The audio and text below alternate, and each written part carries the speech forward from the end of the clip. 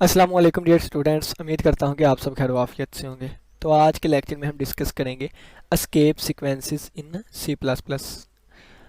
हम कुछ practice programmes भी करेंगे। आज का हमारा लेक्चर नंबर 27 है। तो बेसिक्स क्लियर करने के लिए आप पिछले लेक्चर्स को लाजमी देखिएगा। तो चलिए आइए हम लेक्चर नंबर 27 स्टार्ट करते हैं। पहले इसका थोड़ा सा मैं ओवरव्यू दे देता हूँ। हमने कहा था स्टैंडर्ड इनपुट और स्टैंडर्ड आउटपुट होती है।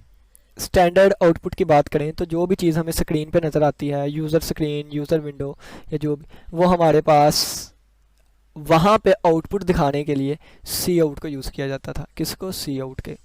अब सी आउट को अगर हम यूज़ करते थे तो मैंने कहा था कि अगर यहाँ पे वेरिएबल हम यूज़ कर लें तो उस वेरिएबल की वैल्यू आ जाया करेगी। अगर मैं यहाँ पे कोई कांस्टेंट यूज़ कर लूँ तो वो कांस्टेंट स्क्रीन पे शो हो जाएगा, ठीक है। और अगर मैं यहाँ पे डबल कोटेशन के अंदर कोई मैसेज लिख दूँ तो वो मैसेज स्क्रीन पे शो हो जाया करेगा, ठीक है।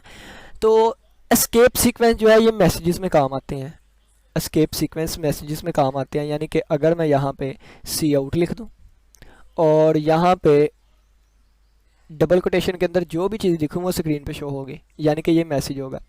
अब इस मैसेज के अंदर कुछ स्पेशल चीज़ें यूज़ होंगी जिसे एस्केप सीक्वेंसेस कहा जाएगा। एस्केप सीक्वेंस के लिए एक एस्केप करैक्टर यूज़ होता है जिसे बैक स्लैश कहते हैं, बैक स्लैश, ठीक है। फ़र्ज़ किया मैंने यहाँ पे ये एक डब्बा बनाया, ठीक है, और यहाँ पे मैंने ये बैक स्लैश एन लगा दिया। बैक स्लैश एन का मतलब है ये मैंने एक एस्केप सीक्वेंस करैक्टर लगा दिया, ठीक है, एस्केप सीक्वेंस लगा दिया। ये बैक स्लैश को एस्केप सीक्वेंस करैक्टर कहते हैं, एस्केप करैक्टर, और ये पूरा एस्केप सीक्वेंस हो गया। और यहाँ पे एक मैंने बड़ा डब्बा बना दिया। तो जब ये मैसेज स्क्रीन पे शो होगा तो इस तरीके से होगा, यानी कि पहले डब्बा, फिर बैक स्लैश एन क्या करेगा, इसको न्यू लाइन पे ले जाएगा, यानी कि अब वो डब्बे के बाद यहाँ पे न्यू लाइन पे आ गया और यहाँ पे दूसरा डब्बा शो होगा। यानी कि बैक स्लैश एन का मतलब क्या था, न्यू लाइन क्रिएट कर दे इसने। तो इस तरह एस्केप सीक्वेंसेस यूज़ होते हैं और हमारी आउटपुट में कुछ तब्दीलियाँ लेके आने के लिए यूज़ होते हैं, ठीक है। तो चलिए आइए हम स्टार्ट करते हैं। Escape sequences. Escape sequences are special characters.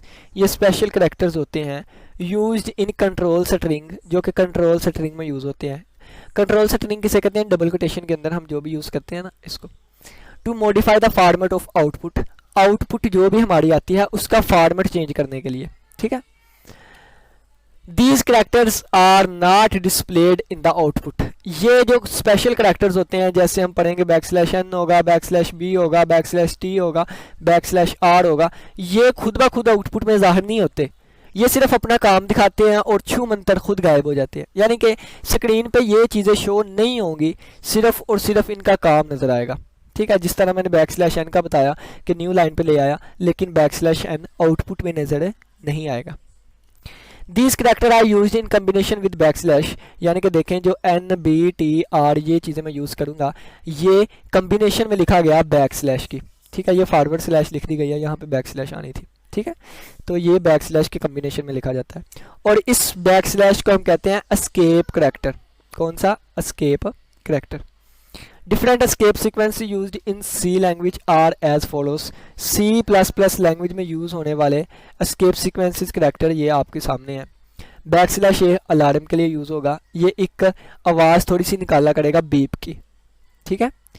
Back slash B जो है ये बैक स्पेस के लिए, बैक स्लैश एफ जो है फॉर्म फीड के लिए, बैक स्लैश एन जो है न्यू लाइन के लिए, बैक स्लैश आर जो है कैरेज रिटर्न के लिए, बैक स्लैश टी टैब के लिए, backslash single quotation single quote के लिए, backslash double quotation double quote के लिए। इन सभी का यूज़ पहले मैं आपको बता देता हूँ थोड़ा सा, तो ताकि नेक्स्ट जब इसकी थ्योरी पढ़ें तो हमें इसकी समझ आ सके, ठीक है। अब देखिएगा, मैं यहाँ पे लिख देता हूँ हेलो हेलो और यहाँ पे लिख देता हूँ वर्ल्ड वर्ल्ड, ठीक है। तो समझने की कोशिश करिएगा। देखें, अगर मैं यहाँ पे डबल कोटेशन भी लगा दिया मैंने, ठीक है, और यहाँ पे मैंने सी आउट भी लगा दिया, ठीक है, और ये मेरे पास स्टेटमेंट बन गई। अब देखें, अब इसका मतलब क्या है? इसका मतलब ये है कि ये जो भी डबल कोटेशन के अंदर लिखा गया है ये टू द पॉइंट स्क्रीन पे शो हो जाएगा, हेलो और उसके बाद वर्ल्ड, ठीक है। ये मैं शॉर्ट में लिख रहा हूँ, इसका मतलब है टू द पॉइंट ये हेलो वर्ल्ड स्क्रीन पे शो हो जाएगा, यानी कि इस तरह, ठीक है। अगर मैं यहाँ पे बैक स्लैश ए लगा दूँ, यानी कि अब यहाँ पे मैंने बैक स्लैश ए का यूज़ कर लिया, अब बैक स्लैश ए को यूज़ किया तो पहले स्क्रीन पे हेलो वर्ड यूज़ होगा, यानी कि पहले स्क्रीन पे ये नज़र आएगा, फिर इसके बाद एक छोटी सी आवाज़ आएगी बीप, ठीक है, अलार्म बजेगा एक छोटा सा, फिर उसके बाद वर्ड लिखा जाएगा, ठीक है। तो ये इस तरह बैक स्लैश ए काम करता है। बैक स्लैश बी की बात करूँ तो जब यहाँ पे मैं बैक स्लैश बी यूज़ कर लूँगा ना, तो पहले वर्ड हेलो लिखा जाएगा, हेलो, HE, हेलो, ठीक है, हेलो। अब देखें, अब इसके आगे स्पेस है, अब हेलो लिख दिया बैक स्लैश बी।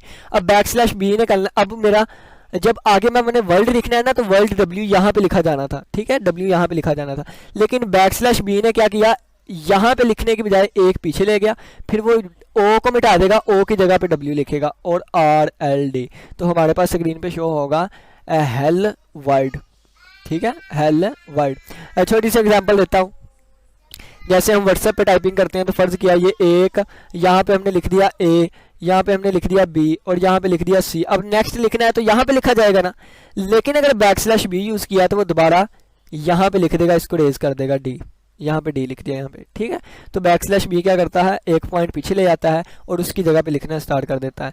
अगर बैक स्लैश B यूज़ करूँगा तो ये फिर हेल वर्ड लिखा जाएगा। फॉर्म फीड क्या होता है, फॉर्म फीड जब प्रिंट करते हैं अपनी आउटपुट विंडो स्क्रीन का, तो उस वक्त ये यूज़ होता है, एक न्यू फॉर्म एंटर करने के लिए यूज़ होता है। न्यू लाइन का अगर आपको बता दूं, अगर मैं B की जगह N लिख देता, यानी कि यहाँ पे बैक स्लैश N लिखा गया, तो फिर हेलो पहले प्रिंट होता है स्क्रीन पे, हेलो होने के बाद बैक स्लैश N इसे न्यू लाइन पे ले आता और वर्ल्ड यहाँ पे नीचे शो होता, ठीक है। देखें ये स्पेशल जो करैक्टर्स मैं यूज़ कर रहा हूँ ये स्क्रीन पे नहीं शो हो रहे, लेकिन अपना काम दिखा रहे हैं, ठीक है। कैरेज रिटर्न का मतलब क्या है, फ़र्ज़ किया है कि मैं लिखता हूँ अली अहमद, मैंने लिखना है क्या, अली अहमद, तो अली और यहाँ पे मैंने बैक स्लैश R यूज़ किया और आगे लिख दिया अहमद, ठीक है, अली अहमद। अब जब स्क्रीन पे ये चीज़ शो होगी तो कैसे शो होगी, इसको स्क्रीन पे कैसे प्रिंट किया जाएगा कि सबसे पहले अली लिखा जाएगा, अली अली।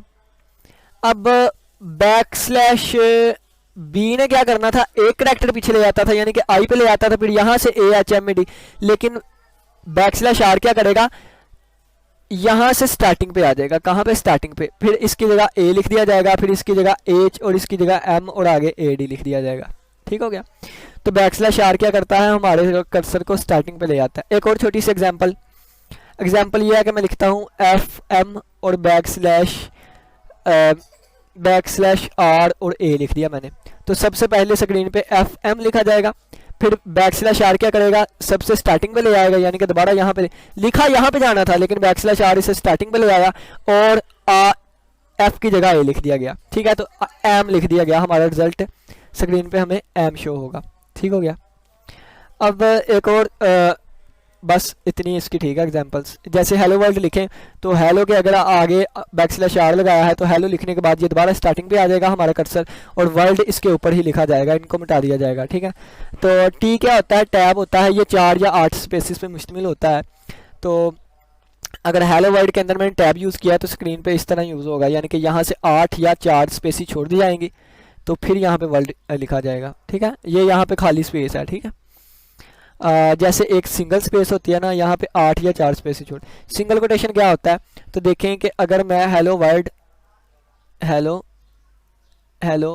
वर्ल्ड ये चीज़ लिखी गई है ना, अगर मैं इसके इस जानब ये चीज़ लगा दूंगा तो स्क्रीन पे ये शो हो जाएगी। नेक्स्ट थ्योरी से पढ़ेंगे, इसको भी कैसे यूज़ करते हैं थ्योरी से पढ़ेंगे हम। तो चलिए हम स्टार्ट करते हैं। बैक स्लैश ए के बारे में कहा गया है कि is use to play beep during execution के दौरान बीप की आवाज़ प्ले करने के लिए यूज़ होता है। जैसे ये मैंने बैक स्लैश ए यूज़ किया इन दोनों के दरमियान। तो आफ्टर डिस्प्लेइंग हेलो डिस्प्ले करने के बाद कंप्यूटर एक बीप जो है उसको प्ले करेगा, फिर उसके बाद वर्ड लिखा जाएगा। बैक स्लैश बी क्या करता है, अगर हेलो वर्ड बी के लिए तो बैक स्पेस इंसर्ट करता है एक बैक स्पेस को आउटपुट में। जैसे देखें कि ये मैंने बैक स्लैश बी यूज़ किया ना, तो first of all hello is printed, hello print किया जाएगा स्क्रीन पे, बट बैक स्लैश बी क्या करेगा, ओ को डिलीट कर देगा, वापस आ जाएगा और फिर वहाँ उसकी जगह वर्ड लिख देगा और हमारा आंसर इस तरह लिखा जाएगा। बैक स्लैश एफ क्या करता है, एक ब्लैंक पेपर को आउटपुट प्रिंट करने के लिए वहाँ इंसर्ट कर देता है, ठीक है। इसको फॉर्म फीड कहते हैं। जैसे हालो बैक स्लैश एफ वर्ड लगा दिया तो हेलो प्रिंट होने के बाद कंप्यूटर एक ब्लैंक पेपर ऐड कर देगा, उसके बाद बाकी आउटपुट होएगी। तो ये प्रिंटिंग के दौरान ही इस्तेमाल होता है। बैक स्लैश एन क्या है, बैक स्लैश एन जो है ये न्यू लाइन के लिए, insert new line in output, output में न्यू लाइन के लिए ये बैक स्लैश एन यूज़ किया जाता है। जैसे हेलो के आगे बैक स्लैश एन और फिर वर्ल्ड लिख दिया, तो फर्स्ट ऑफ ऑल क्या होगा, हेलो जो है वो स्क्रीन पे प्रिंट हो जाएगा। बैक स्लैश एन क्या करेगा, कर्सर को न्यू लाइन पे ले जाएगा और उसके बाद वर्ल्ड प्रिंट किया जाएगा और हमारा जो आंसर है वो 2 लाइन में आएगा। कैसे, एक पे हेलो लिखा होगा तो backslash n new line पे ले गया था और फिर न्यू लाइन पे वर्ल्ड लिखा गया होगा।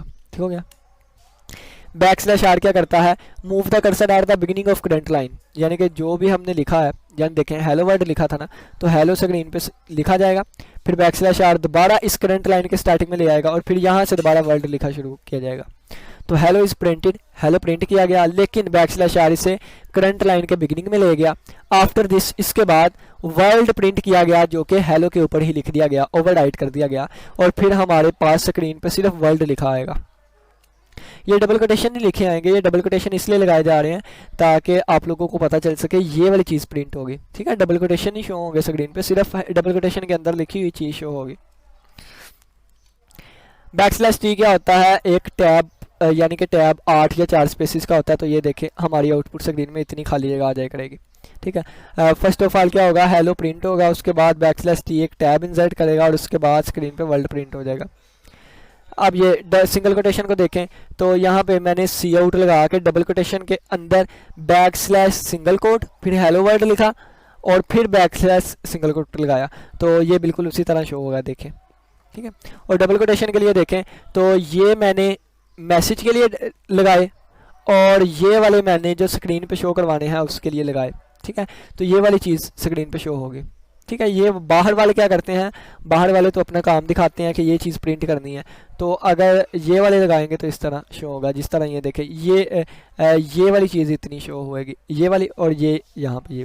ठीक है, और अगर 2 बैक स्लैश लगाऊँ, यानी देखें ना कि अगर मैं अपने आउटपुट में बैक स्लैश लेके आना चाहता हूँ तो बैक स्लैश के आगे अगर मेरे पास वर्ड ए है तो ये तो फिर ये चीज़ बन जाएगी ना, लेकिन मैंने तो बैक स्लैश को स्क्रीन पर प्रिंट करवाना था, तो उसके लिए फिर डबल बैक स्लैश यूज़ की जाती है। ठीक है, ये देखें बैक स्लैश, जैसे सी कोमा और डबल बैक स्लैश लगाई हैं, यानी कि एक बैक स्लैश स्क्रीन पे शो हो गई। अभी आपको नज़र आती है, देखिएगा ये नीचे ये देखें ये वाली नीचे ये।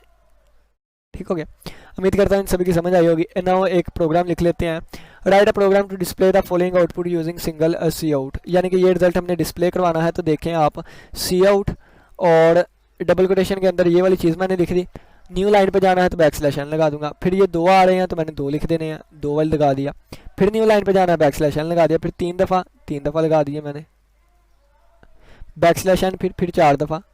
ठीक है, तो बस सी आउट की स्टेटमेंट ही यहाँ में इसमें सारा काम है। इसके बाद ये लीजिए हमारा प्रोग्राम ख़त्म हो गया। यहाँ पे सेमी कॉलन आने थे, यानी कि ये नेक्स्ट स्टेटमेंट पे लिखा गया है, तो ये वाली चीज़ यहाँ पे लिख लें आप। ठीक है, तो ये हमारे पास प्रोग्राम हमारा हो गया। आई स्ट्रीम डॉट एच किस लिए लगाई, सी आउट के लिए लगाई, क्योंकि पिछले लेक्चर में मैंने बताया था कि सी आउट को पहले डिक्लेयर करना पड़ता है और इसकी डिक्लेरेशन यहाँ पे मौजूद है, यानी कि सी आउट की डिटेल यहाँ पे मौजूद है। क्लियर स्क्रीन और गेट सी एच लगाया हुआ है तो इसकी डिटेल इसमें मौजूद है, इस वजह से हमने इन 2 फाइल्स को ऐड करवाया। क्लियर स्क्रीन क्या करता है, अगर मैंने 5 दफ़ा प्रोग्राम चलाया है तो मुझे 5 दफ़ा रिजल्ट शो होगा, तो मैं कहता हूँ कि मुझे जितनी दफ़ा प्रोग्राम चलाऊँ उतनी दफ़ा ही शो हो, यानी कि जैसे मैंने प्रोग्राम चलाया मुझे 1 दफ़ा नज़र आए, दोबारा प्रोग्राम चलाया मुझे 1 दफ़ा ही रिजल्ट नज़र आए, तो इसके लिए क्लियर स्क्रीन यूज़ की जाती है कि पिछले रिजल्ट सारे क्लियर कर दिए जाते हैं। और गेट सी एच इसलिए यूज़ किया जाता है कि विंडो स्क्रीन उस वक्त तक रुकी रहे जब तक कि मैं कोई करैक्टर ना इनपुट कर दूं। ठीक है, तो ये हमारे पास प्रोग्राम था, उम्मीद करता हूँ इसकी समझ आई होगी। इसी के साथ इजाज़त दीजिए, ऑलवेज स्टे हैप्पी, अल्लाह हाफिज़, अल्लाह निगहबान।